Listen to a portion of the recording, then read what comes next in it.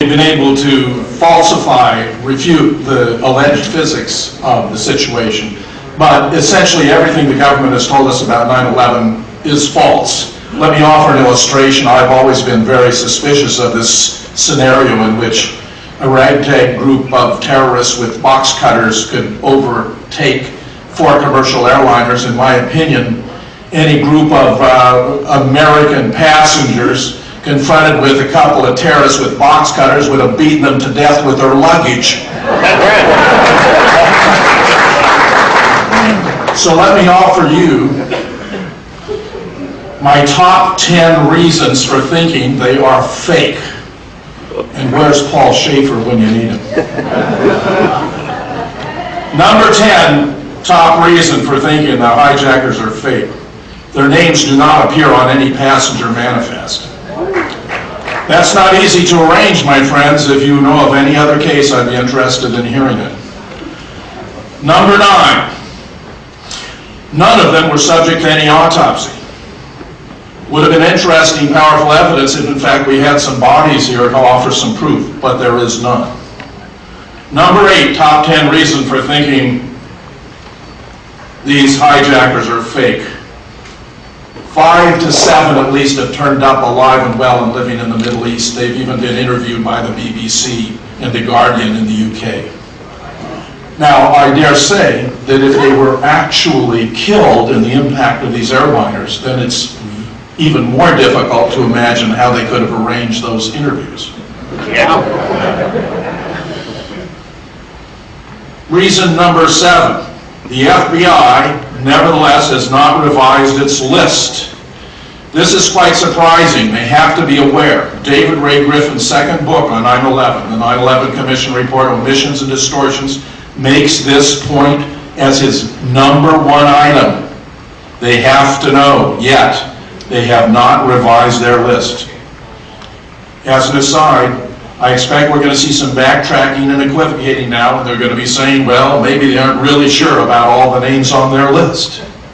But, listen to this. Reason number 6. A special agent of the FBI by the name of Flagg, F-L-A-G-G, has explained that the FBI knew almost immediately the names of all 19 hijackers because they discovered a piece of luggage left by Mohammed Atta when he had driven up to Portland, Oregon, and then turned around and rushed down to Logan just in time to participate in the hijacking of a plane from that airport. According to Flagg, this piece of luggage Atta left behind included not only a terrorist manual, but a very convenient list of the 19 hijackers. And I say, well, that's really quite stunning, considering 5, 6, or 7 of these guys have turned up alive and well. How can you explain that? Reason number 5, and that incidentally gives new meaning to the word false flag. My top 10, number 5 reason for thinking these hijackers were fake. They could not have flown the planes. Neil Sagadavan, among others, who's a pilot and aeronautical engineer, has studied their training background, and it's simply preposterous to presume these guys who could barely get a Cessna off the ground could have piloted a commercial airliner and brought it to its target. It's preposterous. Top 10 reason number 4. Those cell phone calls that we've heard so much about could not have been made at the altitudes and speeds these planes were flying. A.K. Dudney, a professor of computer science from Western Ontario, has taken cell phones of different makes and models on different flights around the country and discovered at altitudes above 2,000 feet and speeds above 230 miles an hour that cell phone connections become fewer and farther between. They would have been impossible.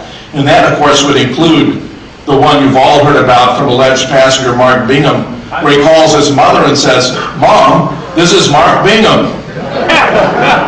You believe me, don't you?" Top 10 reason number 3. During the trial of the alleged 20th hijacker, Zacarias Moussaoui, a tape recording was played, allegedly from Flight 93. which included the passengers discussing how they were going to attempt to break down the cabin door using a drink cart.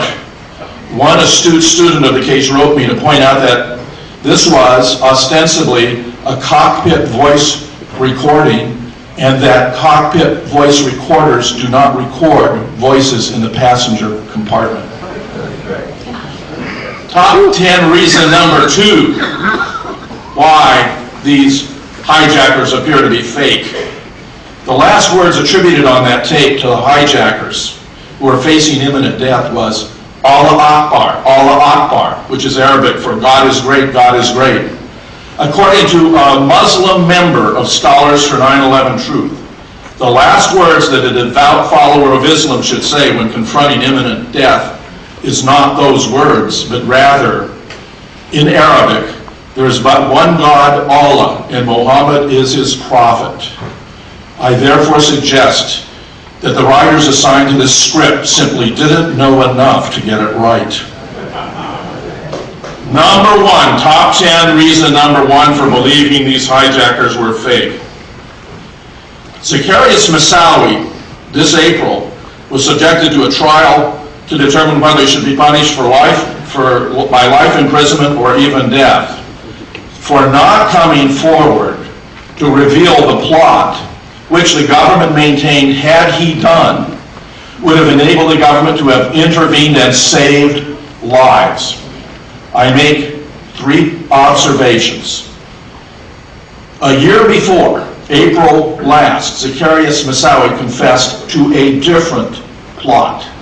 He had acknowledged that he had been involved in a plot to fly a plane into the White House in order to extort release of a terrorist, a sheik who had been imprisoned for terrorist activities in 1993. He denied he had anything to do with 9/11. That is the crime to which he confessed. A year later, the federal government has played a shell game, and now they're insinuating and implying he had something to do with 9/11.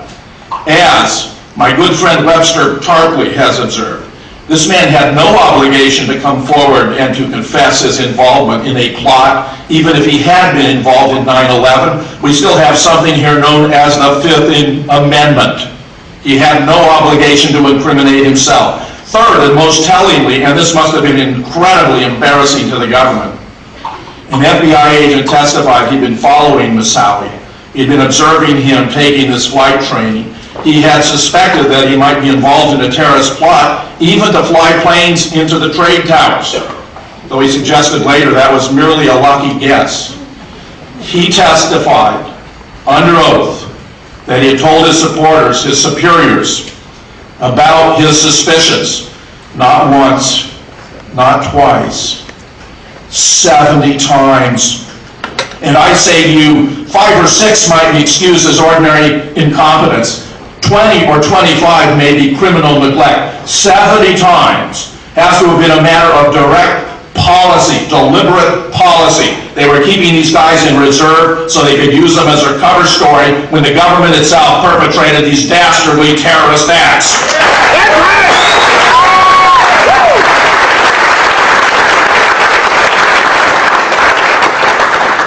I'd like now, in just a moment, to have an open discussion for about 15 minutes between